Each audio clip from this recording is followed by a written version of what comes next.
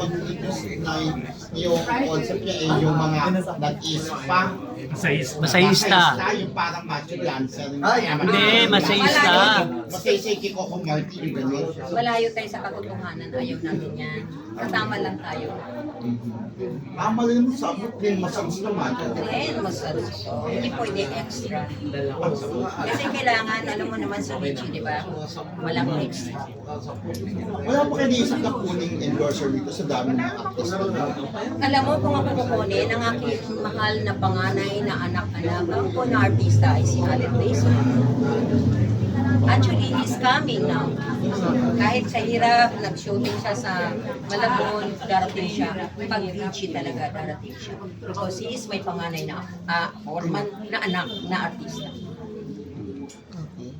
Nang-invite nyo na lang po sila sa bagong interview. Attorney, nandito ka na yung support na talagang binibigyan mo ng mga All out sa lahat ng kanyang mga pinapasukan, pelikula, ngayon is pa kahit konting problema, nariyan ako, walang iwanan kami ni Ate Baby. Yes. Siyempre, no? Pero paano po nagsimula yung friendship niyo ni Ate Baby? Ano ba yan? Kwento mo. Ikaw naman, sa showbiz industry, madaling magkaroon ng kaibigan. Simulang nag-start ako sa showbiz since 2013. Kwento mo yung Magkaibigan ko na natin, kami. yung meet cute natin. Parang romco, may meet cute. Ikaw na lang nila. Medyo comedy to, pasensya na kayo kasi bumili yung aking lawyer. Sa ganyang klase lang, no? Iba yung bakbakan. Walang comedy doon. Nagtatawa na natin yung kalaban. Yes. Natawa-tawa sila pa rin, no? Diba? Baby, mag-hands on ka ba dito pagbabantay? Siyempre, pag negosyo ka lang. Hands-on siya ng mamasahe.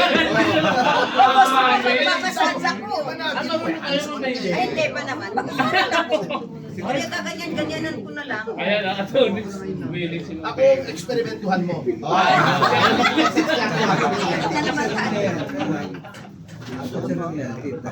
Si Romero, Ayan, sa skate. Attorney, kumusta na yung yung project niyo po after that press con? Meron na po ba kayong movie na ipoproduce together? collab. Yung collab po. Nag-press ko na kay Apo. Gringo. Apo. Ay, may balita ako kay Gringo, ha? Apo. Si Ano po yun? Robin Padilla na ang gaganap na Gringo. Wow! Ay, bongga. Bumuo na siya. Opo. Yes, galing. Actually, nais ko pa na kayo ni Nanay Christy eh. So, Oo. meron na Pero po confirmed na yun. Mm-mm. And then, ang red kapunan is si Paulo Gumabaw. Mhm. Ang gaganap na Jane Umali, yung wife ni Gringo, yung young Jane Umali, yung aking discovery, si Jessie Vidal. Yan. Na after this, after a few projects, ilo-launch na rin namin siya kung nakakuha na akong permiso kay Tito Jessie Ercito na i-remake yung Tondo Girl. Ay, Kasi taga-Tondo talaga siya. Malihito mong taga-Tondo. Mga tatlong pada nga tumama sa akin nung unang pumunta ako sa bahay niya. Excel to sila. Yung Ginagawa. gaganap na Cory. Cory, si Barbara Milano doon sa grupo. okay. Barbara Milano. May target date na, attorney? Hindi, kasi isasali sa MMFF. So by September, Wow. dapat tapos na kami. Wow, parang mamasapahan lang ah. Nag-submit na kami ng letter of intent sa MMFF doon sa screening committee. So, second week of June, na kami. Principal photography na kami. In fact, mamayang gabi, pa-finalize na namin lahat ng cast. Wow. Good luck po sa mga pasok ulit sa Film Fest. Oo, makakapasok yan. Best picture ulit, yan. Basta walang kumukontra sa politika kasi ginagawa meron din si Noel Ferrer, ginagawang politika yung ano eh. O nag-resign ng mga masama, bumalik na naman. Huwag lang siya manggulo. Huwag lang siyang manggugulo, guguloy-guloy siya. Ganun lang naman ang buhay. Baby, Don't mess with me. Ay! Ay! Gato ah. serious. Don't mess with me. Ano yung sabihin po nun? Diba? Oo. Sa attorney, palaban. Don't mess with attorney. Tama.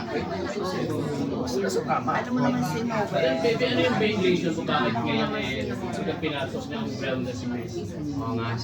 Dahil sa isang masahista therapist na siya yung pinagsimulan ng mismo, naging siya. Dahil yung buhay niya, paano yung ginawa sa kanya ng mga amo niya. So, he is my masahista na tinulungan ko siya. Then, simula 2012 until now, tuloy-tuloy din. Then, nagkaroon siya ng problema sa pinagdaanan niya, sa pinagdaanan niya. Nagkaroon siya ng problema and then kung saan siya pinagtapuyan. Nagkaisahan na walang kalaban-laban. He is from province, walang magutugan, walang anuman. So, umaantig ang aking puso. Dahil kaya ito natayo ko. And then sabi niya, magtayo ka na lang para hindi ka na pupunta ng 4 times a week. At nandito na daw siya. So, sinulo ko ito. So, dito lang po siya, kinuha niyo po siya. Yes, siya ang aking supervisor. Wow, galing. Siya din ang trainer ko sa lahat ng mga province. Na marami din taga-probinsya na first time na walang trabaho, tulungan natin sila. So ito na nandito sila. Pinalagaan ko. Personal masseur niyo siya. Oo, pero siyempre gusto ko long life ako, no? Gusto ko mawala yung stress ko. Na-stress ako sa mga taong nambabato na isang mangga akong namumunga. Oh. Sabi ka ni Mayor Mamay. Di ba? Sabi ni Mayor Mamay sa akin, manggang namumunga, binabato. Babati niyo rin kami mamaya. Ang ibabato ko sa inyo, grasya. Ay! Ibabato nyo sa akin, kabutihan ko. Yes. Attorney, may leading lady na po kay Gringo. Wala naman leading lady rin kasi Wife true to niya. life yun Parang mama sa paano yun Opo. Yung wife niya si Jessie ang gaganap. Ang ganda sexy. At saka, kasing height din niya yung totoong Jane O'Malley. Maliit na babae rin. Kasi si Juan, si Gringo, sa akin, siya daw ay Maggie